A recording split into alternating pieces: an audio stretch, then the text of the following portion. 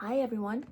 It's been a long time since we read a story together, but I did get a special handful of stories from one of the children at my school who really wanted me to share with you some of his favorite reads. So we're going to read one of those stories today, and it's called Ruby Finds a Worry. Now, this isn't a story I've read before, so we're going to read it for the first time together. Are you ready? Here we go. Ruby loved being Ruby. She loved to swing up high. I love the swings too. It's my favorite. And she loved to explore wild, faraway places. Sometimes she even went all the way to the very bottom of the garden. Ruby was perfectly happy until one day. Wonder what happened. She discovered a worry. It wasn't a very big worry.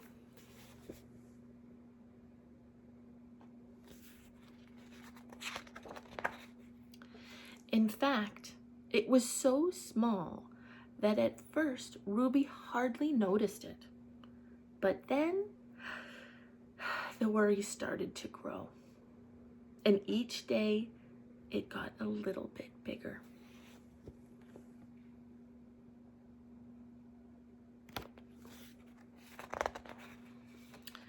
It just wouldn't leave her alone. It was there at breakfast, staring at her over the cereal box. And it was still there at night when she was brushing her teeth. Pesky.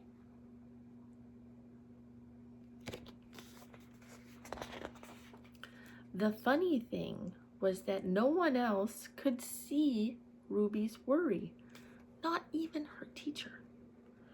So Ruby pretended that she couldn't see it either. Can you see it?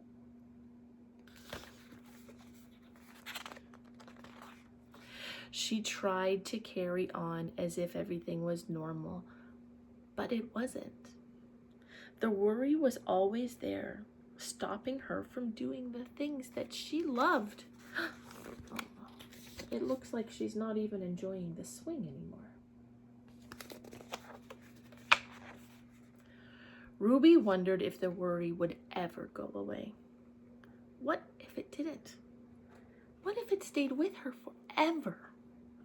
Ruby didn't realize it, but she was doing the worst thing that you can do with a worry.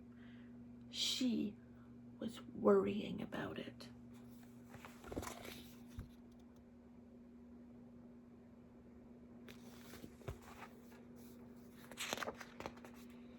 Now, the worry was enormous.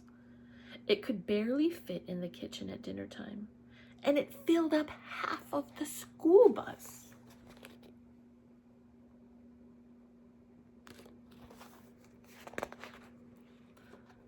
And it took up whole rows at the movie theater. The worry became the only thing that Ruby could think about, and it seemed like she would never ever feel happy again.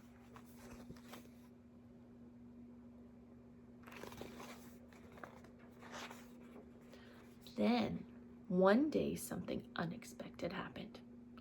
Ruby noticed a boy sitting alone in the park. He looked how she felt. Sad. And then she noticed something else, something hovering next to him. Could it be a worry?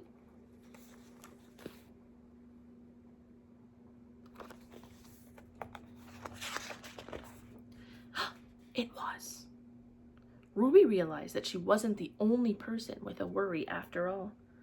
Other people had worries too. She asked the boy what was on his mind, and as he told her, the strangest thing happened. His worry began to shrink.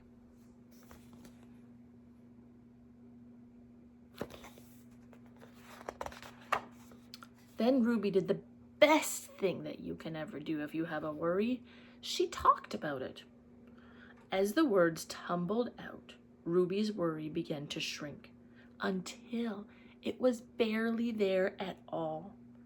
Soon, both of their worries were gone.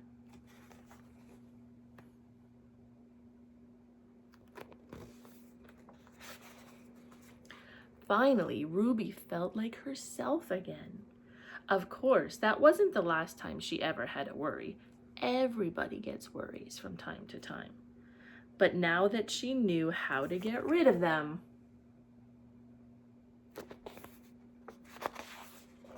they were never around for long.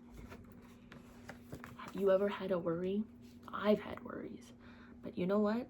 I realized, just like the book said, that if you talk about your worries, sometimes they shrink and they go away. So if there's ever anything that's on your mind that's taking up so much space, you have to find a friend or a teacher or a parent or a brother or sister or somebody that you trust to share your worry with, and hopefully it can go away, just like Ruby's. I'm going to be back with some more stories from my student at my school, because you know what? This was a fantastic pick. Thank you so much for sharing. I can't wait to read it with you at school as well. I'll see everybody soon.